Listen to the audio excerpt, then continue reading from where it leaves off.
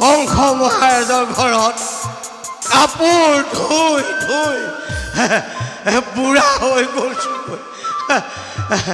Hello' hello' কে পাই মাক ঐ আহ সোনকালে আহ।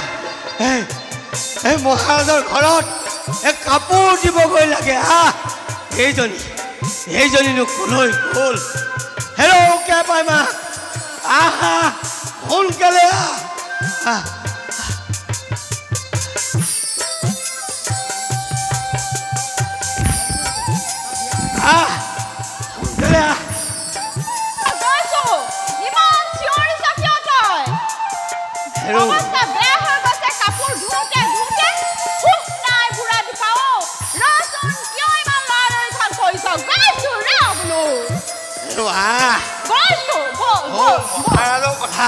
কাপোৰ সোনকালে দিবগৈ লাগিব।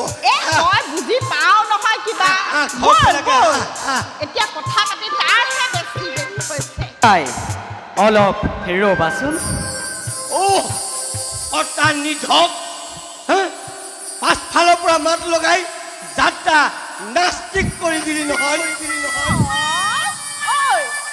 মানুহক কলৈ যোৱা বুলি কয় নেকি?